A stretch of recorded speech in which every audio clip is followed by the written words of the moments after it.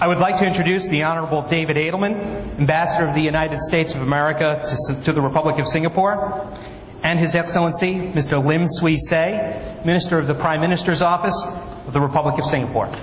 Mr. Ambassador. Thank you. Minister Lim Swee Say, Excellencies, Members of Parliament, Ms. Ellen Lee from the Sabawang GRC, Mr. Engwei Neng from the Jurong GRC, representatives of the United States and Singaporean militaries, defense attachés from many nations, representatives of our very dynamic American business community here in Singapore, friends, guests, my fellow Americans. I'm pleased to welcome you here on my favorite day of the year, July 4th. Today we celebrate the 236th anniversary of the independence of the United States of America. On July 4th, 1776, our founders courageously launched an experiment in democracy.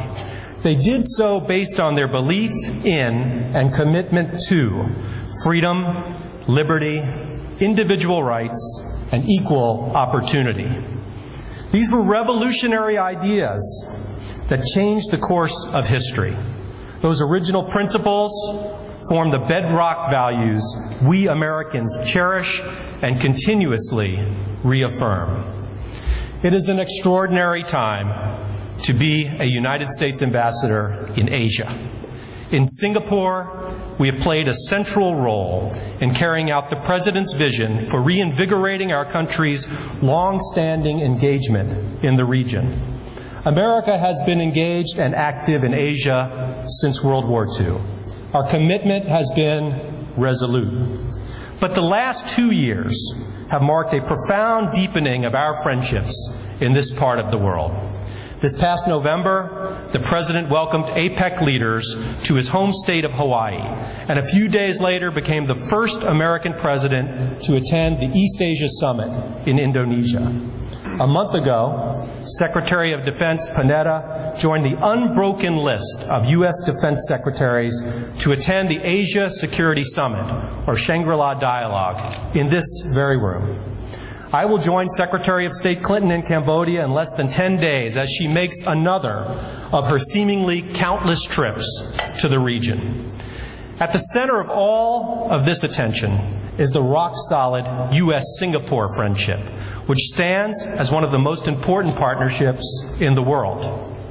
On this, our Independence Day, we should all take a moment to reflect on the extraordinarily strong and multifaceted U.S.-Singapore friendship. Our relationship with Singapore has historically rested on the twin pillars of security and trade.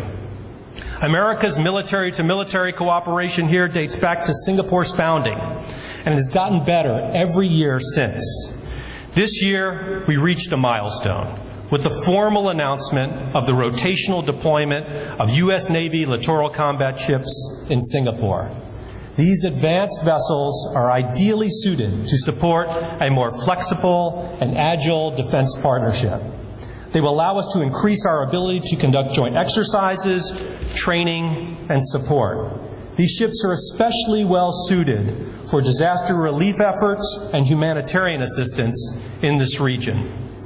This year also marked the continued military cooperation between the United States and Singapore outside of this region, where we are safeguarding shipping routes in the Gulf of Aden and deploying troops to support the international mission to rebuild Afghanistan. Since we gathered on the 4th of July last year in Singapore, we welcomed to this country 140 U.S. Navy vessels for port visits, including 2 aircraft carriers. Additionally, hundreds of U.S. Air Force airmen were welcomed here as part of the continued cooperation between our 2 air forces. And again this year, more than 1,000 uniformed Singaporean military trained in the United States. Indeed, over the last few years, no foreign country has trained more military personnel in the U.S. than has tiny Singapore. And this was truly a special year at the United States Naval Academy in Annapolis. For the first time in its 167-year history, a midshipman from a country other than the United States won top honors in the graduating class of more than 1,000 officers. This accomplishment, of course, is a testament to the abilities of this fine young man, but it also speaks to the pure meritocracy that is the American way. Please join me in welcoming Singaporean Naval Officer Sam Tan Wei Shen, the top graduate of the United States Navy Academy last month. He's here this evening with his proud parents and siblings. Lieutenant Tan, please raise your hand so we can recognize you.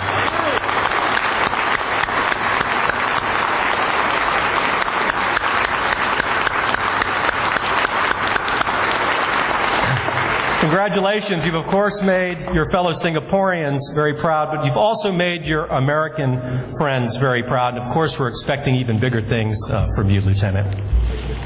Trade and investment form the other historic foundation for the multifaceted U.S.-Singapore relationship. And our long-standing commercial relations speak for themselves. But I did want to talk about the history of those relationships for just a moment. Joseph Balestier, one of my predecessors, indeed our first consul to Singapore, arrived here in the 1830s to promote American trade in this region.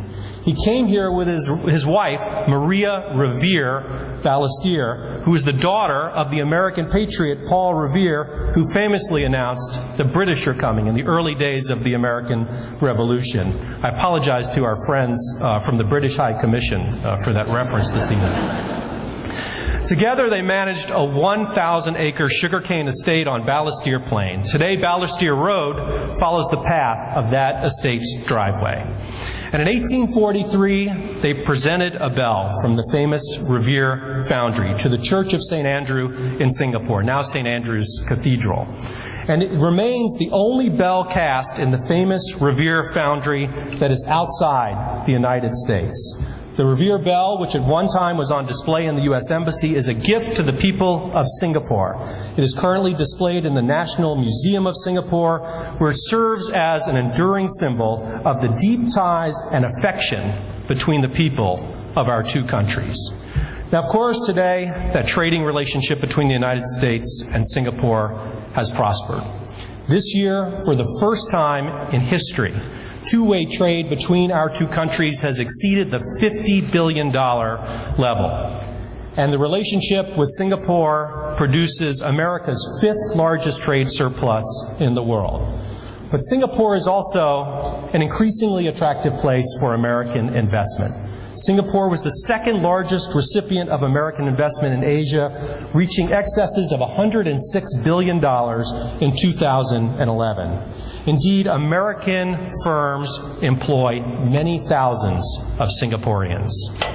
This week, the United States, Singapore, and our other Trans-Pacific Partnership negotiating partners are meeting in San Diego, California, to continue work on the TPP trade negotiations.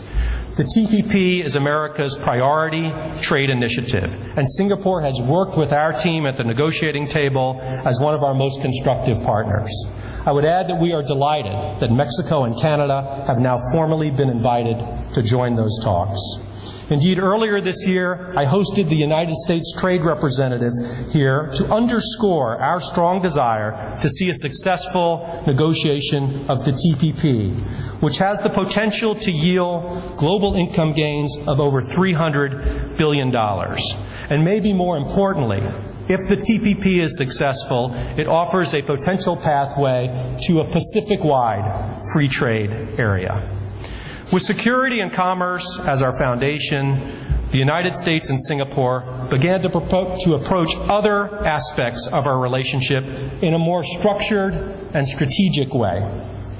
In February, United States Secretary of State Clinton and Foreign Minister Shanmugam met in Washington to formally launch the U.S.-Singapore Strategic Partnership Dialogue, establishing a forum for annual high-level talks alternating between Singapore and Washington, D.C. This is the type of high-level annual dialogue that the United States reserves only for our most important friends and partners around the world.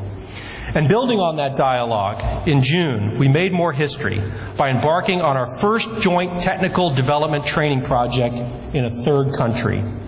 Initiated only 2 weeks ago, American and Singaporean trainers shared their experience in water resource management and strategic planning with 50 officials from countries in the lower Mekong region. This is the first of many projects focused on spreading best practices in public health, environment, and infrastructure throughout the region.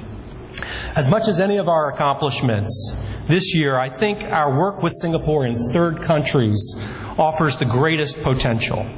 Working jointly with our friends to ensure that the rising tides lift all boats represents the very best of American values. Adding to our security, commercial, and joint programming in the region, we had our best year ever with regard to the traditional people-to-people and cultural exchanges. This year, we're welcoming more than 4,300 Singaporean students to American colleges and universities. But equally as important, we have close to 850 Americans who are now studying here in Singapore. Both of these are all-time highs.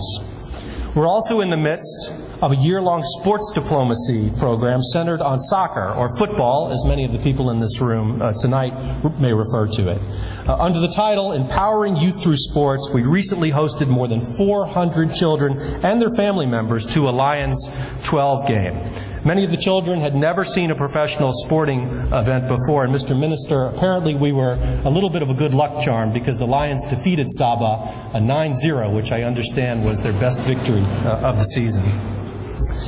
Ladies and gentlemen, as you no doubt can appreciate, I am quite proud of all that our partnership with Singapore has achieved. But my most important message to you this evening is that the greatness of the United States comes not as a result of the strength of our military, the power of our economy, or even the attractiveness of our schools and culture. Rather, America's greatness comes from our story. And on the 4th of July, Americans across the globe gather to celebrate that story. A nation of immigrants with a deep commitment to liberties such as the freedom to worship, speak, and assemble. We have always cherished the principles of equality, fairness, and rule of law.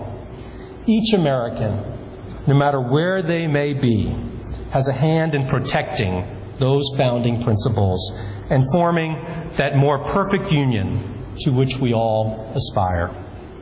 Today, on this 4th of July in Singapore, thank you for joining me in remembering how unlikely it was that this American experiment would succeed at all, that a small band of patriots would declare independence and form in the New World what the Old World had never known, a government of, by, and for the people.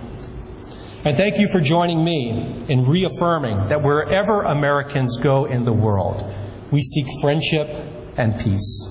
Here in Singapore, we have found a great partner in promoting peace and prosperity. We're the world's greatest optimists because Americans are not a people who fear the future. We are a people who make it. That is how we work together with our friends, honor those who have stood and sacrificed for freedom. That is how we write the next chapter in our great story. Thank you, and on this 4th of July in Singapore, may God bless America.